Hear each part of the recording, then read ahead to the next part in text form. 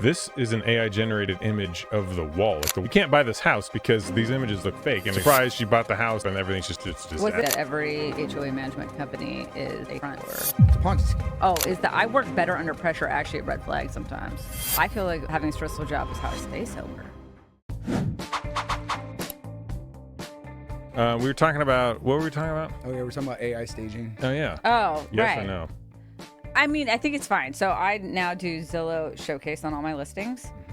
And on it, you don't pay for like virtual staging. So it's like the pictures themselves aren't staged, but you can take the photos and then you can do like, it's kind of fun. Like you can play around and have like modern, thank you. Yeah. Or Explain what it is. I've never even heard of it. What Is is it like with ChatGPT? Like when you like want to like decorate a room, you can do it on ChatGPT type of thing? I guess, but I mean, it's through Zillow's platform. So you just click, and So, you can change. you have to like upload images of the house empty? Yeah. No. Oh, what do you do? How does it work? You just have your pictures. It just overlays it. Oh, and so okay, you put up pictures of the house and then it adds Like my listing staged, Oh, and cool, then you yeah. can just switch it, and it's kind of almost like one of those like filters, like left you're filtered, right is normal, and Yeah. then you kind of play around. Yeah. So I mean, it's kind of cool for that aspect. And if you're on a budget and the house like, or maybe that's a buyer, it's got a house you're looking for an investor, but. Now I've seen this Low is like imagination. last year, but someone was buying a house unseen in Texas, and this is like a friend of my wife's, and my wife was looking at the pictures, and I'm like, this is an AI generated image of the wall. Like the wall didn't come down to the floor correctly. Like they basically, it was just looked fake to me, and I'm like, you can't buy this house because these images look fake, and it's surprised she bought the house and then shows up and everything's just a disaster. Was it a new construction? I can't remember if it was a new construction. I don't That think just it was seems new really construction. weird. Yeah. But that's not what the AI is doing here. It's like you're actually just like They're just putting furniture in a house. enhancing it. Yeah. Yep. Yeah. That's cool. yeah, I mean, it's fine. I think virtual staging is stupid because again, the whole point. But again, it's like $30. So I guess at the end of the day, is it the worst thing in the world? Yeah, and what's staging? 1%? Staging, well, it's not percentage, but like base level, it's $3,000. Yeah. You know, It's $3,000 for like, how big of a house is that? Like 2,000 square feet? it's more like about rooms. So for that one, it would be like a living, Well, I mean, kitchen, someone has to go and dining. Sorry. Yeah, it's a lot of work. I Yeah. mean, my stager spends the entire day there. Ugh. But the main thing is inventory too. You think about it, she's busy. Taking furniture apart, putting furniture together. That job using sucks. yeah, that's the Renting thing. I mean, a renting a professional U-Haul. mover. Oh no. You know, I mean, no, but I mean, that's what you are. Yeah. It's you're basically like, hey, I'm gonna like lug all this crap in, lug all this crap out, you know, and I got to try not to break it in the process. What? And I have to continue to update my inventory Yep. because like certain This gets houses are worn gonna out. need certain things. Right. Well, and then a good stager has like real stuff. You know, you'll see the ones It's not where IKEA like, stuff. like don't jump on the bed because it's a, you know, It's and then because they cardboard. always deflate and stuff, so they'll bring in real mattresses and everything. yeah, It's yeah. a big thing. So I try to partially stage an existing home once because stagers don't do lived-in homes usually Yeah. because their stuff is, you know, they don't know if the kids are going to destroy it or Yeah, whatever. yeah. But I had this gal once that did a partial stage down in Tacoma. I think it was like $1,800, and I walked in and I was like, dude, I could just buy stuff at Home Goods and do it myself, right? Yeah. So I did. I went and I got all this stuff. And then I had a couple people on my team at that time. We went, what a pain in the butt, man. I was like, nope, not doing it. Just because you're trying to get pictures on the wall without You have nails. pictures on the wall? And I'm sure, again, if you did it enough, like you're more of a pro. Yeah, you like use the whatever. Oh, you just stickies. Yeah, which I you're not- had, but I yeah. mean, you'd probably be able to do it faster. Yeah. But I was like, command strips, the ones with the yes, little the hook on them command, and stuff. Now, yes. why wouldn't you just take everything out of the house, or not even do that, but just instead of having a stager, you just take a picture of the room and then AI does you don't even need it. It's just 100% virtual. Is that because people that is virtual staging. Oh yeah. But then is that the reason you don't do that is because people actually want to physically walk into the house at some point and don't want to see the The thing is I think when you buy a house, you need to create a vibe. Mm-hmm. Like, think about, I was talking to somebody about, my dad about real estate. Or was I talking to you about real estate agents? It wasn't me. No, because my dad does a ton of work with agents. And like you were talking about boomers screwing you over on some. Oh, no, that's something else. But we were talking, I was like, good real estate agents will always have work because of their hustle. and like the way that they like are hitting the streets, the way they make people feel. It's just like with construction, like if you can create a vibe in an environment, people are going to want to work with you because they have a good experience, you know, whereas That's like true. you got these like hobbyist real estate agents who are like, oh, I sell one house a year, and that you know, they Compass? just poach off their friends and then, you know, and stuff like Which that. one is that? He's just talking about people in general. Yeah, Oh, You know, okay. Compass I'm not is talking really about high anybody. end. Oh, it's high end. I don't even know that. So, It was basically talking about staging. So yes, you want when people walk in, and especially for weird homes, right? Like Yeah, there's weird shaped stuff. Yeah. It's just crazy. Like some of my listings, I'm like, I don't know. They're like, I love this home. I'm like, really? Oh, I did a good job staging. Yeah. But again, virtual staging, it's fine. Ultimately you want to just get people to your home, I guess is the main thing. So sure, virtual staging is better than no staging. But when they walk in, then that's they what it is. Yeah. also get let down. You know, like I have a listing right now that, you know, I thought it did pretty good on the pictures and stuff like that. But I can tell by the feedback, like I didn't doctor anything up. It's not staged, it's a lived in home. But there's definitely a little bit of a letdown every time people, like I can tell on the feedback. And I'm like, How many houses are on the market right now in King County? so weird that you say that because I almost looked it up this morning, but I was like, don't be late. Is Is it an easy thing to look I mean, up? Is it a lot? Sure, it's way up, right? I mean, our inventory's up quite a bit. Inventory's up. I know Let's be real. last week, King County had 2.5 months of inventory for single family homes and almost 5 months for condos, which basically just means Everyone put their house on the market. if every single home sold with what buyers we have right now, you know, it'd take 5 months to clear all the inventory for condos. 2.5, you know. How many of those That's a condos do you long think are time. due to like poor HOA management and people? All of them. Yeah. See, that's the thing Dude. with condos. Like when the inventory on condos are high, I don't ever really take that into like consideration for me. Yeah. Just because that's the majority of the reason why people are leaving is because the HOA has been so poorly managed and the properties are in such. They've just deferred the maintenance for so long. So now the assessments have come in and they're like, so I wholesaled a condo with a buddy of mine this winter. And like, so they had a number and we walked it and we're like, no shot. Yeah. So then, but you know, we just kind of walked it and looked at it. And then we get out in the parking lot. I'm all, no way. Yeah. Then we start looking into it. The special assessment. There's a lawsuit with the last contractor. Like, and it just boom, boom, boom, boom, boom. We sat on it for like 45 days, and then, but you know, we held the contract, and he offloaded it, and everybody was able to get paid except for me, of course. And When you say that HOA is mismanaged, is it entirely the maintenance? so think about this. So I have so much content for this. well, I know, but just imagine, you know, hey, every condo complex has a bucket. Right. And each month we throw money in the bucket. Okay. And with that bucket of money, we're supposed to take care of the roof, the siding, the windows, keep up on the plumbing that is the HOA's responsibility, Right. the landscaping, the sidewalks, the water mains that are their responsibility, the pool, the clubhouse, whatever's all a part of it. Well, imagine you just have poor management for 25 years. Yeah. Phenomenal example. Our budget in King County.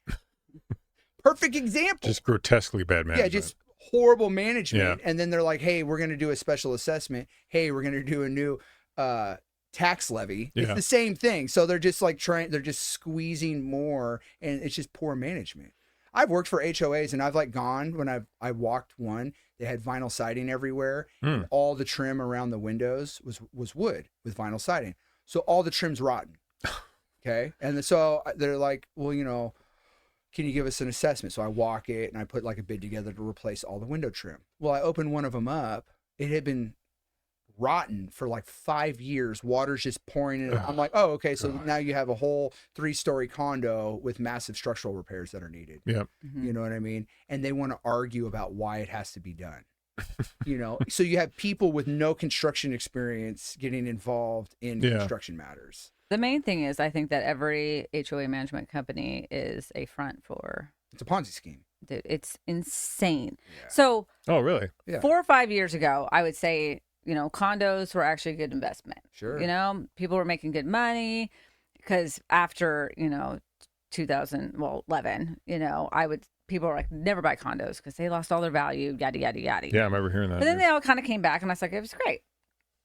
And I don't understand what happened besides a lot of that, which it's a combination between management and homeowners not actually wanting to pay, right? Yeah, So yeah. they bitch about oh, my HOA dues are so expensive, but yet now we have to do special assessments, It's like Yeah, but a roof is 22. Like I just did a bid for a guy. A roof is they're like 1.3 million for like a complex. Like yeah, per right, but like for a home, a yeah. single family home is going to be between 15 and like $25,000. Right. So, and you got to do your roof what every 15 years, 20.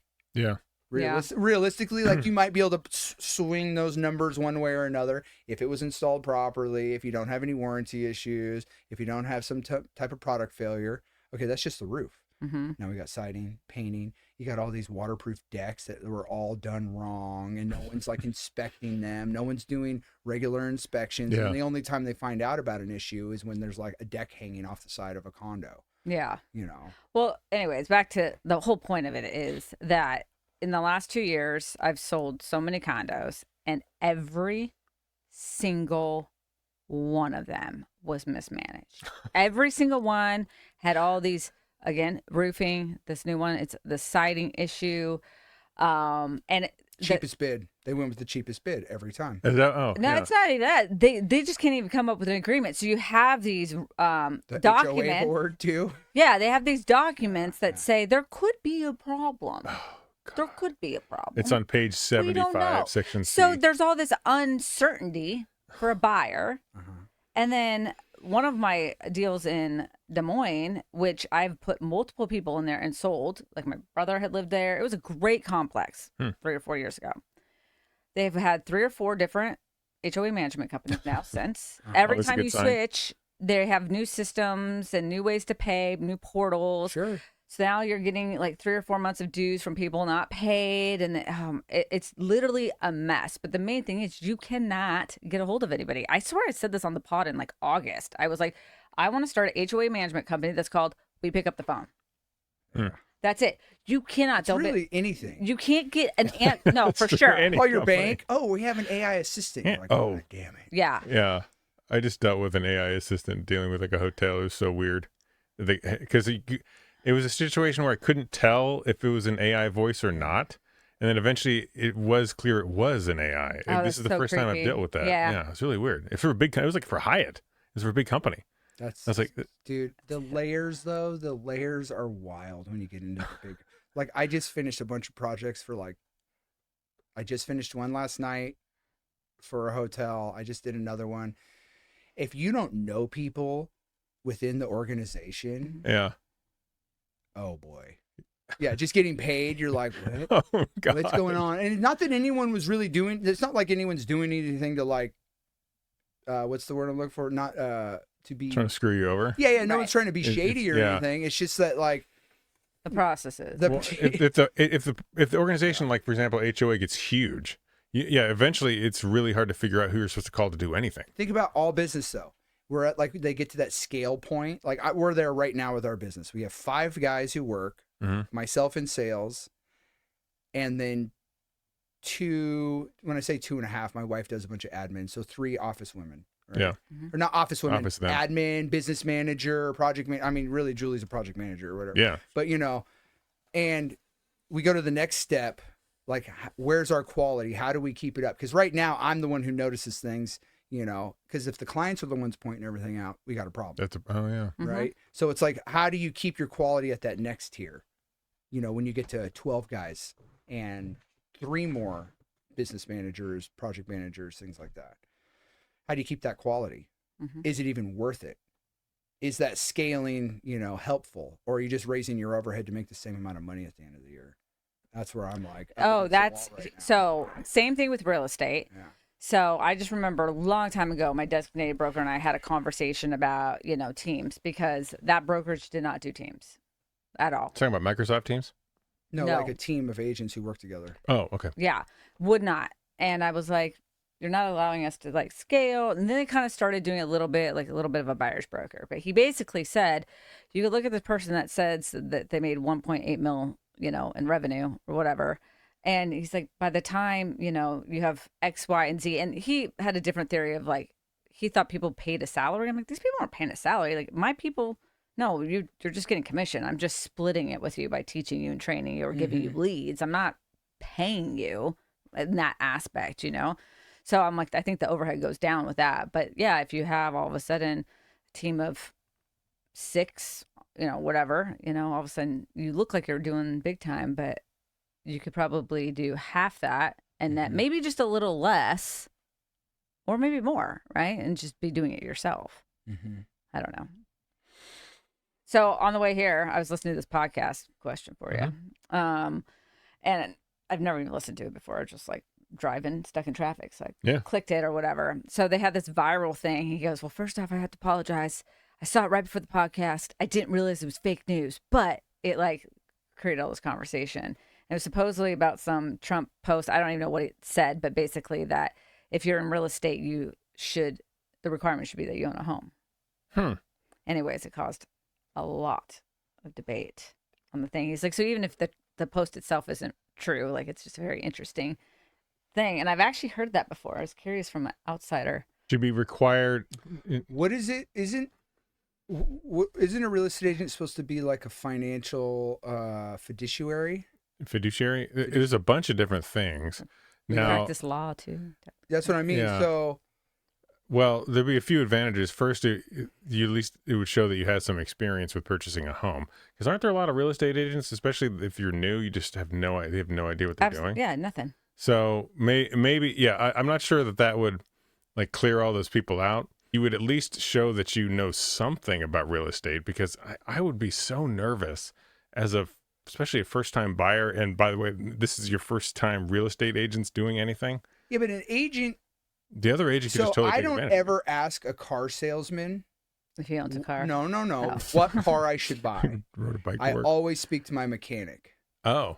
Oh, So interesting. before I Okay. buy a car, I always talk to my mechanic. So like when we bought ourselves, Acura SUV, I was like in there for a truck I had, and I go, hey, I was looking at one of these for my wife. What do you think? He's like, I never work on them. Great cars. This, and this. When I bought a new to me work truck, I go, hey, it's got this motor, this transmission. He goes, oh, Tyler, great truck. Never work on them. Just regular tune-ups, water pump, alternator. Normal stuff, maintenance work, brakes, things like that. Yeah.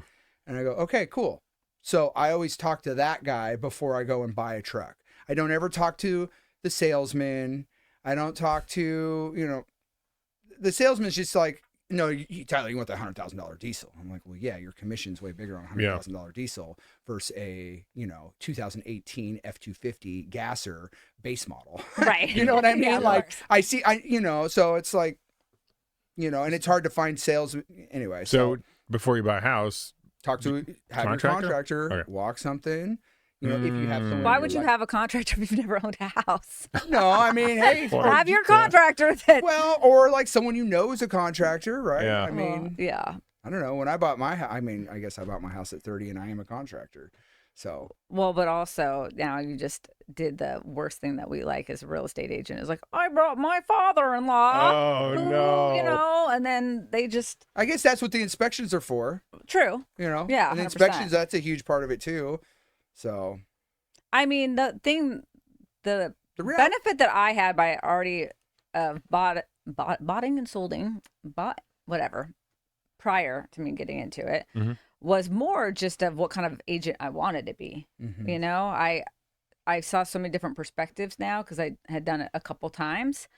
And my last agent, prior to getting a license, she was phenomenal. Oh. Like, phenomenal. And so I was just like, oh, be like Julie, Now, one of the things when you're in a service industry, and this is something you do well, is you have to over communicate, in my opinion.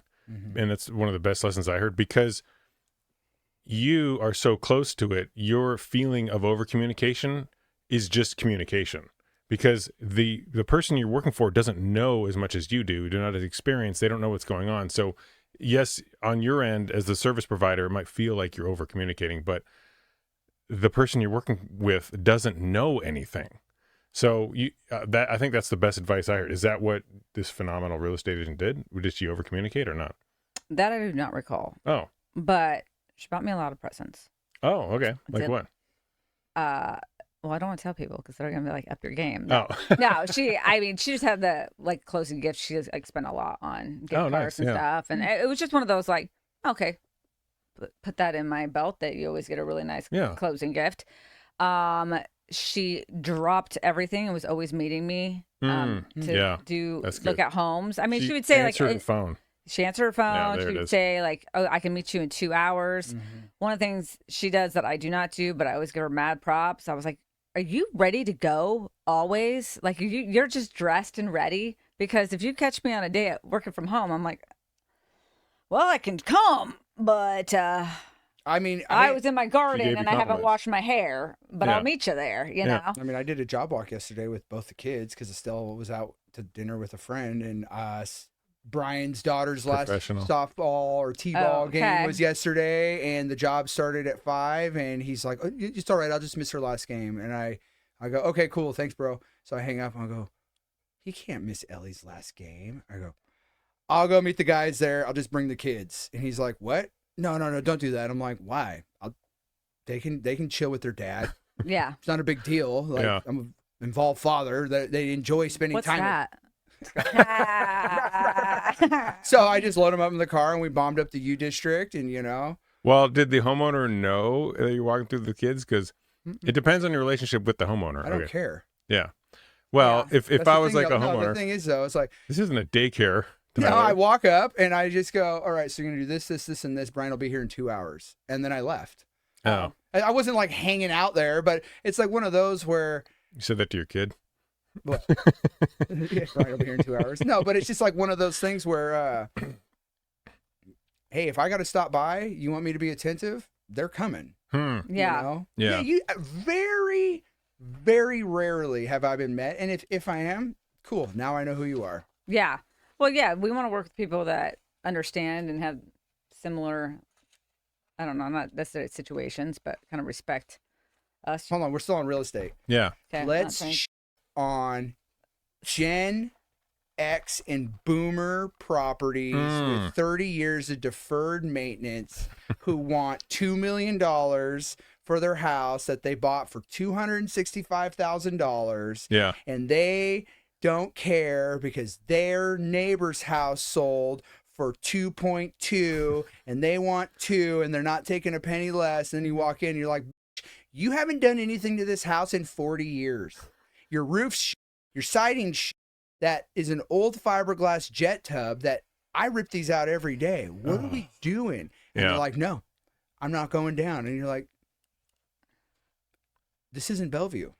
Now, for a house like that, how That's much just money me, though. would I don't know. Maybe I'm completely out of touch. No, I mean, it happens all the time. I don't know, what scenario you're talking about, or where the $2 million. No, it's an example. not Oh, one of okay. those I'm things. just, like I feel like it's happening still, though, from that COVID era. real 100%, estate. but it's not boomers. It's everybody. I have upcoming listing in Kent, Yeah. and they're more amicable to it. But Yeah. when I basically said, "Hey, you're gonna have to do probably X, Y, and Z. Like you may not have to do the roof to list, but most likely they can't get insured, so you're gonna have to do the roof." Yeah. Oh. I was like, the windows are single pane, just Yeah. doing it like to look better. Yeah. So I said all this stuff, went back, did some comps, and again I was like, I still think we're looking at like 6, maybe 615. Mm. They're like, to do all that, and I said, yeah.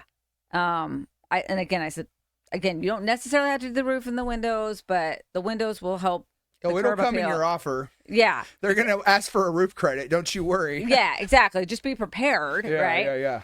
And I was like, and that's because a lot of people keep trying to do dollar for dollar. You probably experienced that. Like, okay, if I do X, will I, net it back? And I was like, if you do X, your house might sell over the 20 others that are sitting here. Sure. That's the difference Oh, now, yeah. Like you just have to, and you might do it all and it might still sit because it's a slow market right now because rates are 6.75% Yeah. again. Rates are high. Yeah. And they're not going to go down because it's actually kind of a healthy rate. It It's is just realistically, it's a healthy rate. It's just that the cost of the home, especially here, my house technically, from when I bought it, has doubled. That's insane. you know, and I bought in 2018. So in less than 10 years, it doubled, Nice. right? Yeah. Mine's sitting about the same as 5 years Yeah, ago. but you know the thing. Okay, here's one of the things though that not everyone. One of my uncles worded this to me years ago when I bought my house. He said, "Don't ever plan on making money on your house, but do plan on getting your mortgage payments back." Because everyone else is paying rent and they will never get that money back. Yeah, that's a good you point. might get those mortgage payments back when you sell your house. And he's like, so that means you lived for free, quote unquote, while everyone else is paying rent. And if you look at it that way, That's it's interesting. cool, I like right? it. Yeah. Because everyone's like, well, am I going to make 25% on this investment? I go, no, but you're going to have somewhere to live and raise your family, and you might make all your mortgage payments back when you move out. Yeah. And No, you know it's a good way what? to look at it. That's great, because I'll tell you what, I ain't ever made money back on any truck I've ever bought. Ever. It depreciates. 100%. And if you can get 3% of appreciation, even if it's 2% appreciation year over year, you know, and you get all those mortgage payments back. Yeah. He always said, look at it as a savings account. That's what I say. I say that all the time. I say that too when people talk about being house poor, you know, and I was like, every time I bought, till I guess this last time, you know, my payment was substantially more than whatever I was paying prior. And I'm like, oh my God, you know, like I'm not ever going to have Uber Eats again and stuff like that. And by some weird miracle, nothing ever changed in my life. Like I spent the same amount of money. I don't know where that extra $1,500 came from, but whatever, which also just proves that like you probably have more money than you think. But I was like, I was never going to save that $1,500. Right. Like I wouldn't. That's a good. And yeah. opposite of what you're saying, but like on my last home, granted, it was 2021. Sure. 2021 I sold it, which actually was prior to the crazy, but it was healthy. You know, I think it was like 120,000 on my house in 2.5 years. Okay.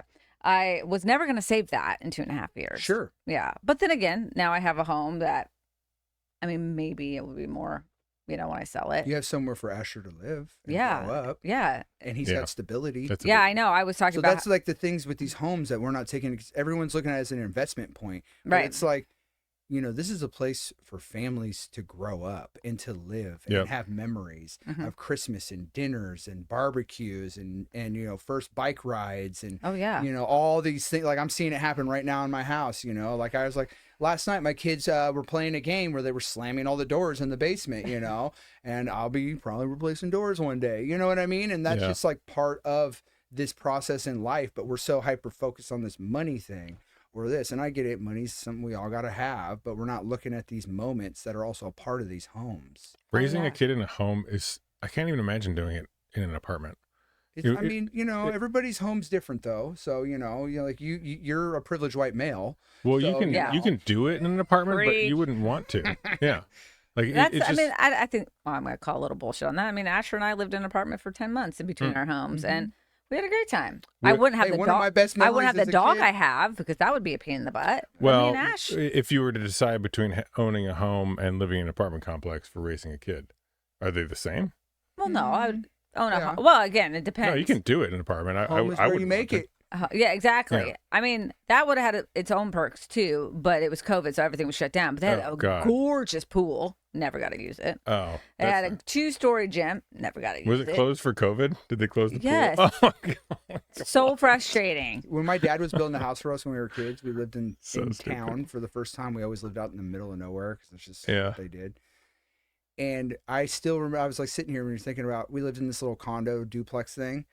And I will always remember like my aunt and uncle coming to stay and watching the original Planet of the Apes with them at that condo. Old school. And then like my little terrarium with my chameleon in it that was in between because my brother and I were sharing a room again for the first time in a long time. We were like 10, 12 years old. And then like setting up a tent in the backyard, and dragging the extension cord out and plugging the Nintendo 64 in, and playing 007 till 2 in the morning in the backyard. And then skating down to the mini mart instead of having to, get a ride because we always lived out in the sticks. Like I'll always remember, and we were living in a little condo. Yeah. Like it wasn't anything, it was super teeny. And I think that was like one of the happiest times when I look back, maybe not for my parents because they were sharing a room with my little brother who was a small kid then, but that's their choice. And, but I mean, yeah. So, I don't know.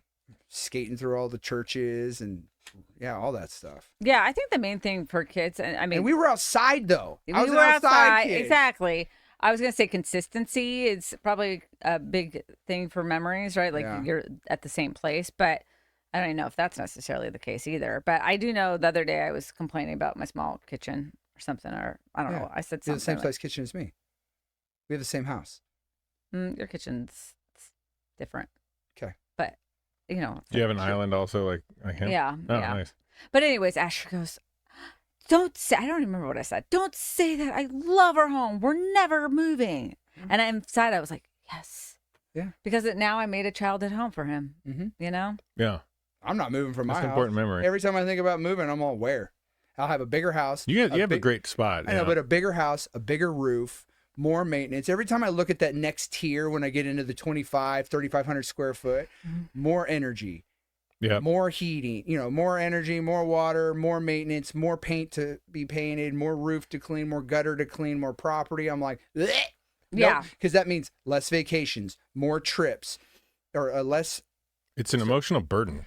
I see these huge houses and I'm like, I work on them all the time. And I'm like, dude, there's just so much to do. Yeah. And everything's on a larger scale. Yeah. And I'm like, I don't even use half this. I mean, we use all the space in our house, but I've noticed that our house isn't huge. Our kids are outside all the time. That's good, man. Yeah. Mine is not. God. I'm trying to like keep that going. Like Jax, literally the other day, I was like, hey, you got to come in. And he just lays on the ground. No, and I'm like, that's what's up. No, that's awesome. I mean, I bought the house for Asher to be outside. Yeah. He's typical. I mean, I'm not there yet. 8-year-old that's like, I just want to be on the tablet or whatever.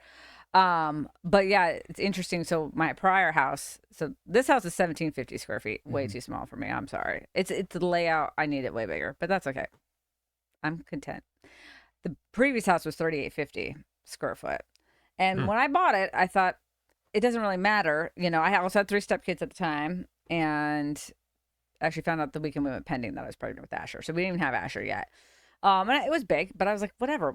When the kids are there, great. We have the space, they have the upstairs TV room and all that stuff. When they're not there, we just don't clean it. Like, who cares how big your house is if you don't have to use part of it?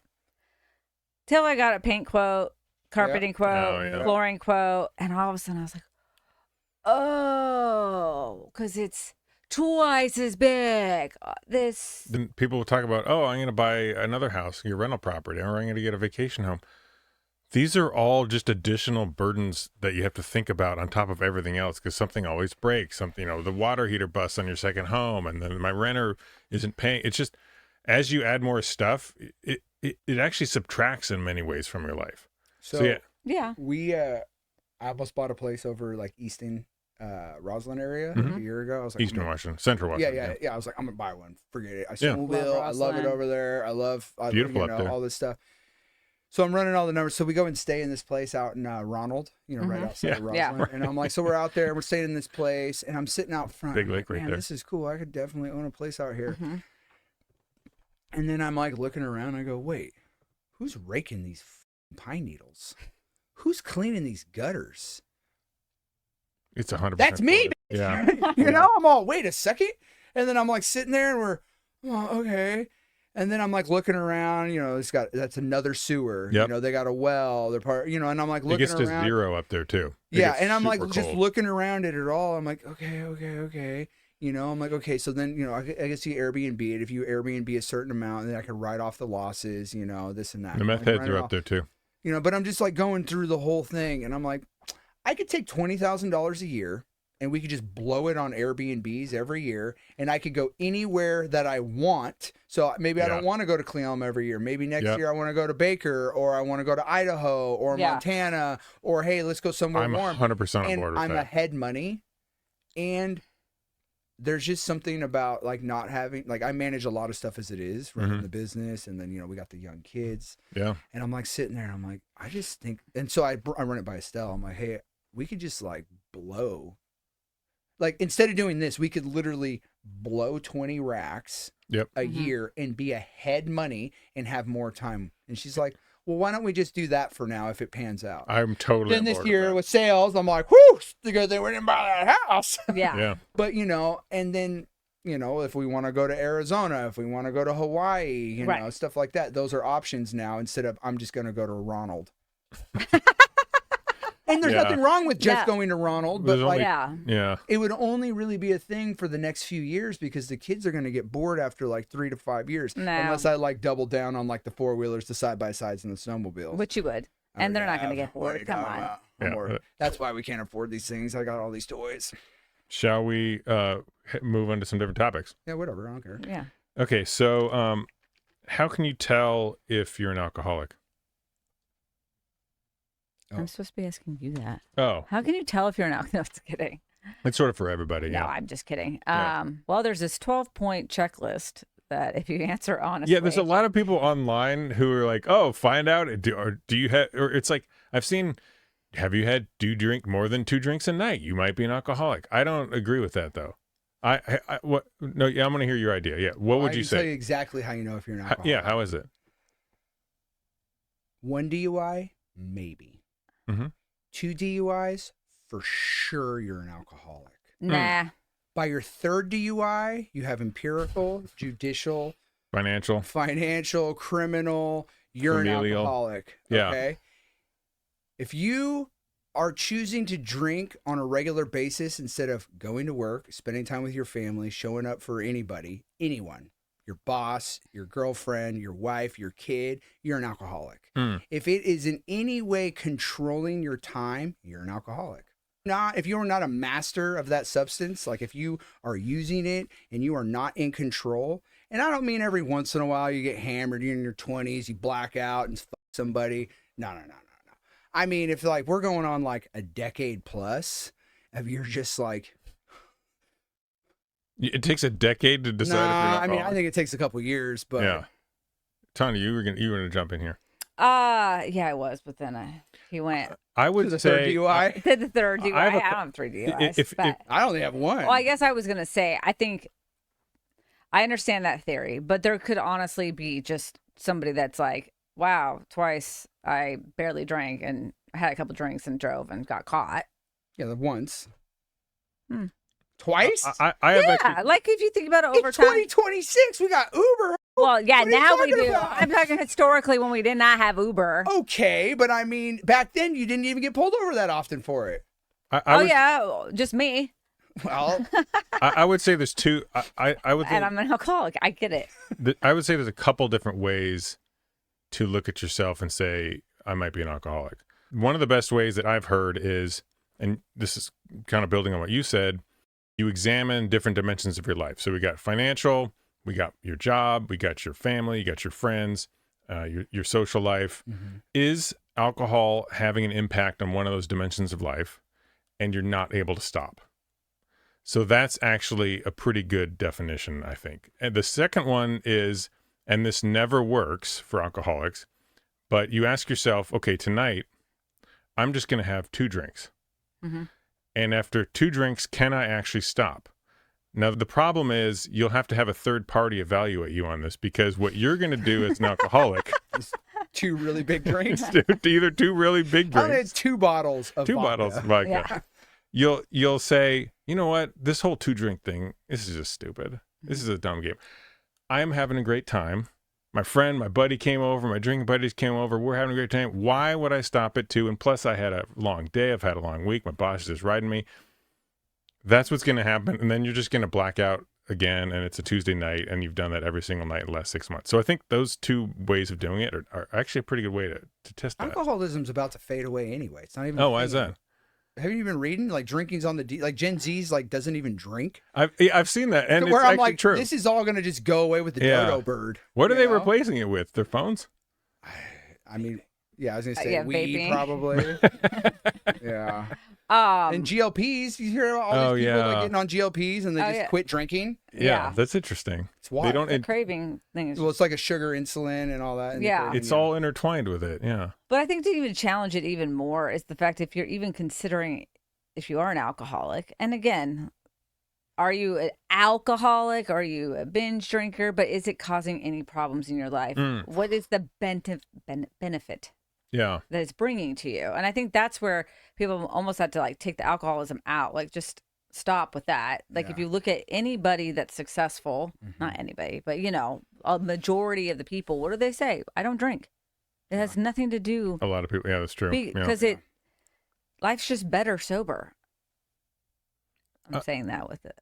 Are you agreeing with me, Alex? He's over there nodding his head. I am so jealous of that people. You're not an alcoholic? Well, no, I'm so sensitive to alcohol. I just can't drink. Oh. I'm a normie, but I just can't.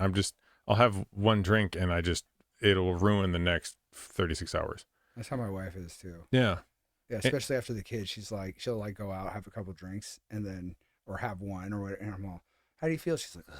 She doesn't sleep that night. Yep. Yeah, it's yeah, horrible. that's the thing. And she's like, am I getting old? I'm like, she's been to grandma since. Like, I've had this conversation a lot of times with alcoholics who are in recovery, because I still feel really jealous of people who can drink and have a great time and then the next day they're fine. I'm intensely jealous of that. Yeah. Because in the moment, as a sober person, and everyone else had 2 or 3 drinks, you're not going to convince me that I'm, as a sober person, having a better time than them. They're having such a better time than me. There's no ifs, ands, or buts about it. But then all the sober people I know would say, Greg, they're not having a better time than you. You're having a great time sitting there bored and out of your mind. What? No. Now, I do understand that their lives in the long term are probably worse, and maybe they won't even remember this, and they're going to be not feeling that great the next morning. But I still have that intense jealousy, and I would say I don't normally experience fear of missing out, FOMO.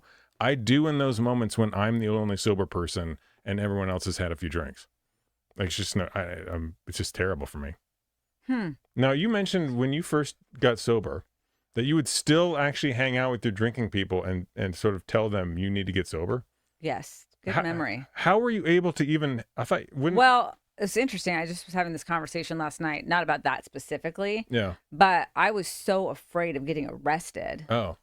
So that fear, like, so people that are in like an IOP or criminally, you know, are not supposed to be drinking and stuff, it wears off. But initially you're like, oh yeah, I can't do this because of X, Y, and Z. So it was like, it never even crossed my mind to cheat the system. Oh. You know, like I was like, you were just done. Yeah. Well, I was like, I have to UA tomorrow or the next day or whatever. And, you know, I was never in trouble before. So like, I didn't know. In what circumstances were you hanging out with your drinking buddies still then? At like a bar? Yeah. Oh.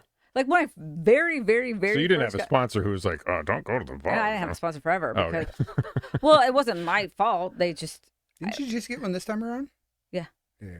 But like, back then I went to meetings out in Maple Valley, and there was like literally nobody would sponsor me. It was just bizarre, you know. You'd raise your hand as a woman. Well, they would raise their hand. Oh.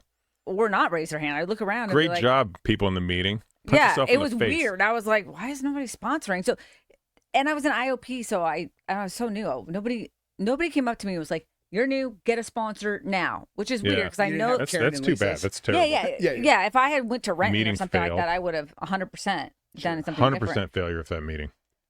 Because you're at one of the most vulnerable moments of your entire life. When you walk into a new meeting, it's really weird and awkward, and they're saying all these, following the script that's just out of place in this crappy room. And you ask for help, which in the Alcoholics Manual didn't say when anyone asks for help, you're supposed to like reach out. Well, and I help probably them. didn't ask for help. I mean, this is 13 years ago. I don't remember the just specifics, hazy. but you know, I said I'm brand new. Yeah.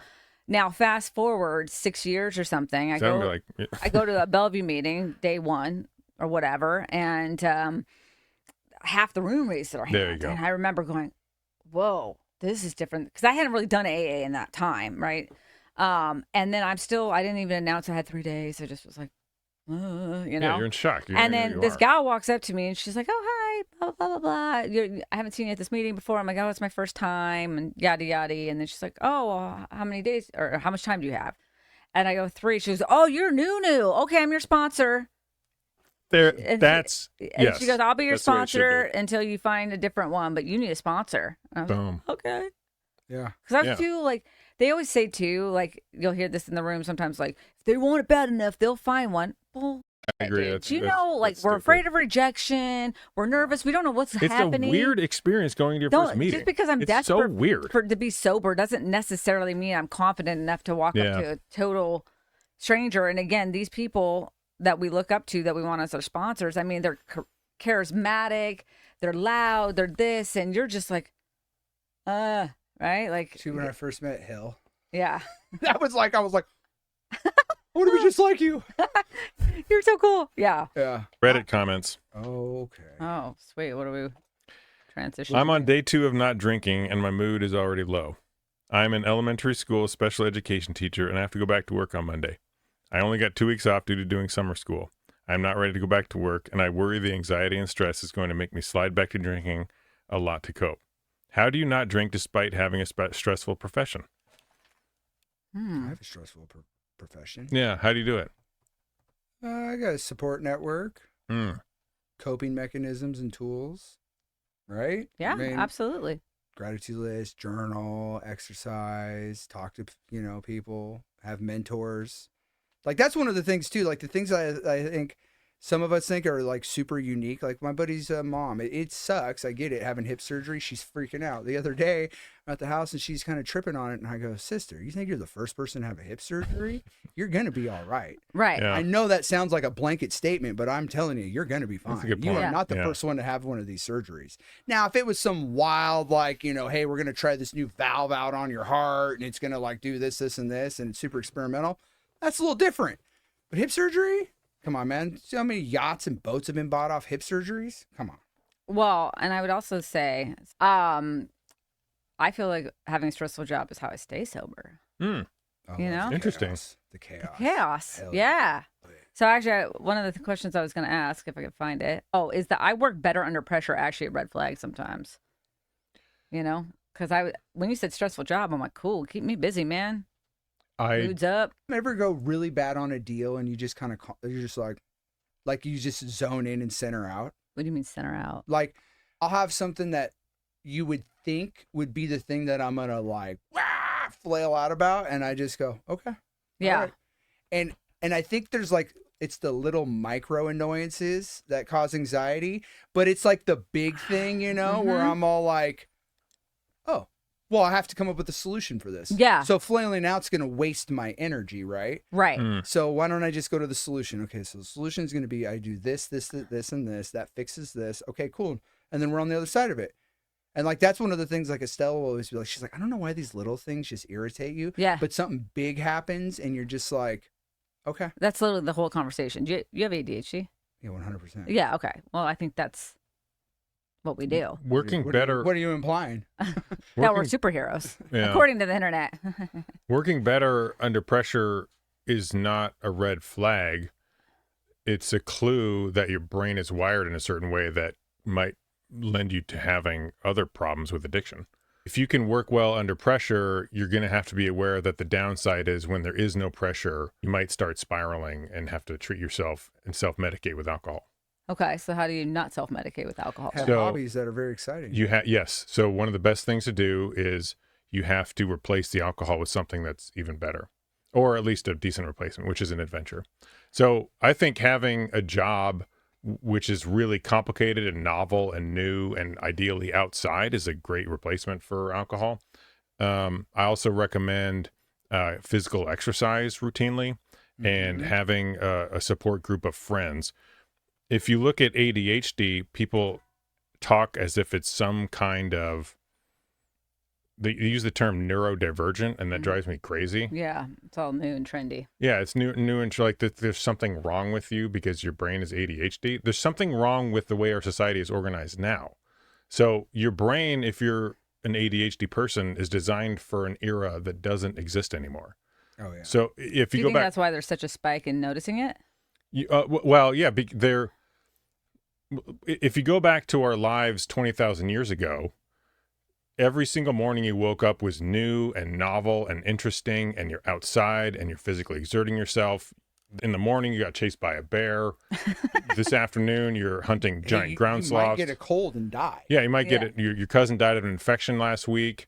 In the evening, you're around a campfire, and then tomorrow morning you're making your own clothes out of mammoth wool or something. That's the world that an ADHD brain is designed for. Mm-hmm. We are now in a world where you're expected to sit still for 8 hours in school under fluorescent lights, indoors. You're in a cubicle farm converting coffee into spreadsheets for a boss that hates you. And then if that causes your brain to go crazy, they assume that something's wrong with you. This is Fight Club. Yeah. You literally just are breaking down Fight Club the whole time. And okay. Your I'm like brain. sitting there, I'm like, wait a second. Isn't that why he started Fight Club? Yeah. I mean, it was all in his head, but whatever. Yeah. The ADHD brain, there's nothing wrong with your brain. It's designed for an era that doesn't exist anymore. Or Office Space. Mm-hmm. Remember Office Space, same thing. Yeah, Oh, exactly. yeah. Yes. What a good movie. Yeah, he God, goes I'm into not gonna construction watch Yeah, afterwards. exactly. You know, you're like, oh, now that checks out. Well, Yeah. backing up way earlier, you said, TPS reports. Was Alex going to say something? I was just saying my stapler. Oh, yeah. Yeah. I did not receive. So a you paycheck said this week. new, like a new job. And somebody recently told me, who knows me very well, but they said, I didn't realize, like, sitting back and watching you over the last couple months, it is crazy how you just laser in on something new. You know, so my new thing's sourdough. Oh, yeah. Mm-hmm. Which I said I was never going to be a sourdough. I don't even like sourdough that much, but I'm obsessed just because I had to buy all the new stuff. Yeah. So a dopamine rush. Oh, I got new pots and pans and all that stuff. And then, last year I had a garden for the first time. We talked about that. So my stuff's I'm not like you. I'm not out like snowmobiling. I'm just like at home, very zen though. I'm super calm now. Yeah. But I literally converted, my garden was probably the size of this. And then now it's like 10,000 square feet. Gardening is really good for ADHD people. Second year. I'm just like, yeah, let's go. You're outside. I'm outside. You're working with green plants. The green color is No, soothing. purple. Purple? No, Well, yes, right. green plants. So you're physically exerting yourself. Yep. Now, if you added community into that, that would actually be even better. Well, it's going to be a community garden. Oh, okay, great. I'm not really. I'm just trying to give food to people Yeah. who can't afford it. Oh, nice. Yeah. Awesome. Yeah. Yeah. Maybe. I can't afford it. So you guys were second in line. Yeah. but I hate the word neurodivergent. I No, know. your brain, it's just, sadly, you're just not built for the current day. What was that? but the thing is, oh. don't you think everybody's just a little okay? Oh, Divergent. I also think Neurodivergent. everybody thinks. No, the I'm not movie. gonna say everybody, but like everyone's different, right? Mm-hmm. Like we're not all NPC characters. who Some of us just, are. I know, but you know what I mean. Like Met a few of them. every person has like different framework, different upbringing, different mental health, different personality, and yet we want to try to like all put them in like jeans and a t-shirt. You know, and some guy's not going to be a jeans and a t-shirt, and a Chevy guy. Maybe he's but it's like you're trying to put all these people in boxes, and hey, maybe one guy is going to be really good at being the best car manufacturer guy in the plant ever, and that's just his jam, and he likes doing the same thing every day, and he's good at it. But you can't make this other guy you're not getting me in a plant. Yeah. No shot. Not happening. Like I'm going to do the same thing every day. I would go insane. Yeah, you have a great job because you have new and interesting and different challenges every single day. Yeah. That requires first of all, it also requires a complex coordination with close either family and friends. Actually, that's very much like working in Neolithic times. Yeah. So that's a great Community is huge. Yeah, you have community. Mentor, like I go to one of my groups tonight where it's all these like hotel engineers that we get together with. Oh, cool. Yeah, and we have lunch or dinner, talk about stuff that's going on in their hotels, this and that, and get to meet all these different people. And that's what I'm like. I go to these different business builders and networking groups, and you start meeting people from different. That's a completely different career. It ties in with construction, way different, right? Yeah. I go to business builders, way different, the type of people in there than, in these other groups. I go to a real estate one, a lot different vibe there, and it's just all these different types of people, and then I'm just bouncing around, Being the chameleon that you are. Well, pretty much. Yeah. Yeah. So I did a reel, probably not exactly 4 years ago, but close to it. And Travis had just passed. It'd been a couple months or whatever. Yeah. And I wasn't going to drink. It's funny how everyone freaks out when you actually like admit that, a drink sounds good today or whatever, but I Does can't right now. remember what it was. I do remember it had something to do with like a car wash and like the irritation. It was like the little irritations. And I'm like, why is it today? Boyfriend just died a couple months ago, didn't even think about picking up. But the car wash, the car's driving crazy, it's all those little Yeah, the micro things. things. Ah. How did you deal with that? Oh, I just talked about it on TikTok and then I was over it. Pole vault and over Meister. This is great content. Yeah. That's No, I just was like, put it out there. Then I got irritated that I even did that because somebody saw it and then called my mom, wanted to make sure it was okay, which I get it. But I'm like, y'all, I'm being dramatic. I'm not actually going to go have a drink because the car wash people piss me off. Like some people might. yeah. I wasn't, I'm not that flaky on That's it. all it takes, though. It's the small things that people Mhm. get loaded over. It's not the big Well, thing. hold on. Right. I have a question for you guys. So you guys have seen people lose their sobriety, right? Yeah. Yeah.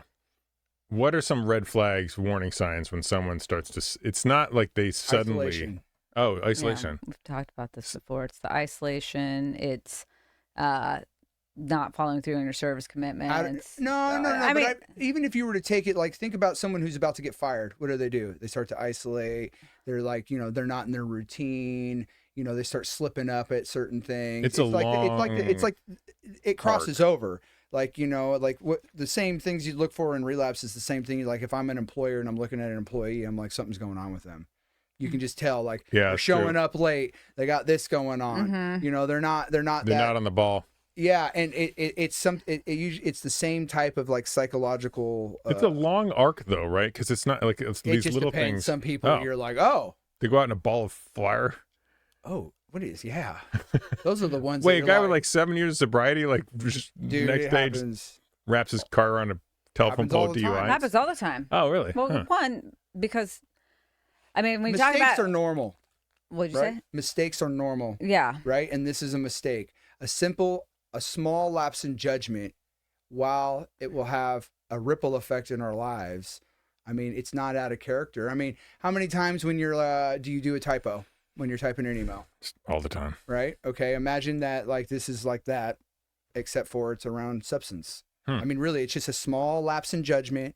You don't even think it through all the way. It's just a simple lapse in judgment. And next thing you know, you're in. And once you're in, well, you're in. You sent that email where you said, you're an idiot. You hit send and then you're like, oh no, simple lapse in judgment. You know what I mean? It's Right. just, it's literally, that's all it is. It's a split-second decision. Just like getting in the car when drinking and driving. Just like when you accidentally run a red light and you don't see another car. I mean, it's just one of those little things in the timeline. And next thing you know, the ripple. Well, like how you were talking about having, or being resentful when you see people like having I am. those drinks and stuff like Resentful that. and jealous. Yeah. I mean, those can be things where, like, as an alcoholic, you see it, and then all of a sudden you're like, I could do that. I did Right. that one time for a month. But that one time I didn't have a hangover. That one time I really just had some beer and then I had those 2 drinks. Yeah. That's how you convince yourself, and it can happen so fast.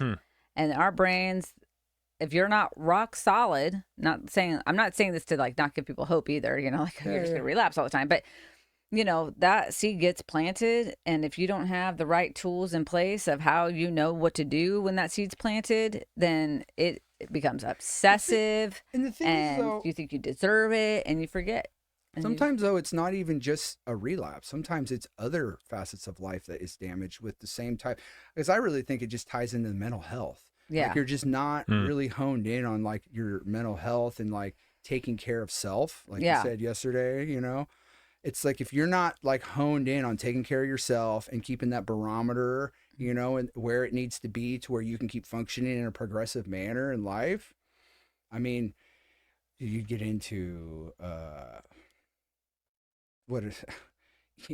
women issues, gambling, risky decisions at work that can blow up in your face later, financial issues, where you just start spending money to fill this hole that you just can't seem to, or you got this anxiety and depression you're not willing to look at, so you try to buy your way out of it, or sometimes it goes the other direction where you just hyper focus and laser focus on making money and everything else falls to the wayside. Right. To where you're just so focused on money and career and making more and having more that all the things that the money you thought would bring in, you know, like the family and the friends and all that get pushed away because you're so focused on the money.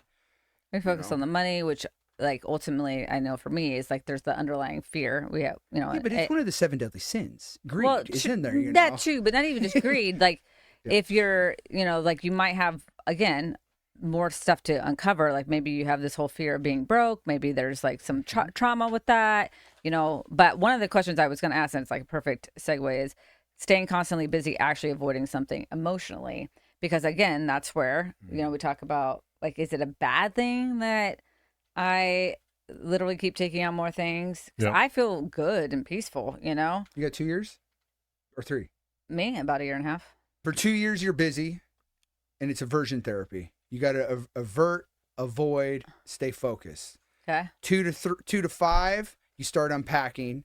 5 to 10, you unpack some other stuff, and should be routine, right? But I think the first 2 years is aversion therapy. But what if your relapse was just real short, but you've been doing so? Like I'm into that weird like thing of you could probably see the last 4.5, 5 years I've been actively working on myself, right? And then I've had these little short-term whoopsies. So I just realign and go, oh, okay. I wouldn't even call them whoopsies. I'm going to stop minimizing it because, you know, Yeah, whatever. Whatever. But ultimately, I've still been grinding. That's why I feel like the last year and a half was so productive, successful, both emotionally, mentally, spiritually for me. Because, you know, I really actually am probably a year 3, 5 for the work I've done. You know, but not necessarily the time. I think people. Wouldn't you just be unpacking more at that? Like that's what I was saying. Like the first 2 years, it's like remember sponsor, home group, service position, stay busy. Like you're just like hyper focused on that. And then at 2 years, you know, that's when like you start moving into those other phases, and you're just moving into those other phases.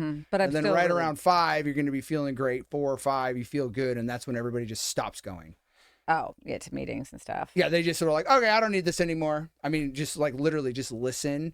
I do. You know, and you're like, it's like with anyone, you know, and you're just like, yeah, that's about when it started, 4 or 5. And then they're like, no, I'm good. But then when you start to really look at these people's lives, very few of them have that like wholesome, well-rounded, you know, like they're like off, you know, balance in one way or another. Right. Not that I'm perfectly balanced for the record, but you know, I can always get regrounded sitting in a circle. Yes. You know? Totally. And then just listening and going, oh yeah. I got a lot to be grateful for. Right. You know, I'm really lucky to be where I'm at today. And being reminded of that with the guy who's like, yeah, I'm living in my van, rah, you know? Yeah, for sure. Like, hey, we're the same person, you know? Right. Well, because I'm pretty analytical of myself, and so I'm always like, is this like a healthy thing?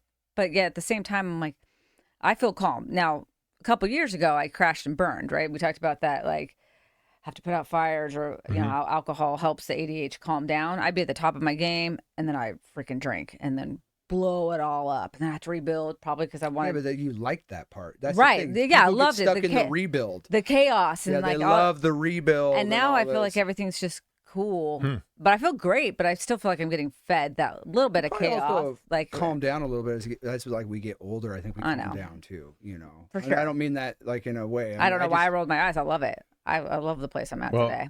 I like sitting on the couch and just like chilling. It's like, what are you doing? I might take a nap right here. No, I can't nap. I think you have to decide if you're busy, meaning you're focused on some sort of productive goal, or is this actually just chaos? So, and then are you deciding to avoid working your program and with busyness, which actually is productive, or is it actually just a chaos that you don't want to resolve so that you can avoid actually looking at yourself and going through the 12 steps? So you have to ask yourself that. Right. Because I think you should be pursuing some kind of productive goal, but maybe actually you're just like, okay, I have all these other fires in my personal life that I want to put out. It just so happens it's so convenient. Now I don't have to look at myself. I don't have to look at my program. Right. So you need to decide. I went there for like 5 years. I just was like, I'm going to do service work nonstop so I don't have to look at stuff. Yeah. Just constantly, you know. Oh, I'm a good person because I do this. Which whatever it is. It's easy for me, you know, because and then just to say. judging everybody. Yeah, and it's so painful to look at yourself and look Yep. at, and so I get it. Why would you want to do that?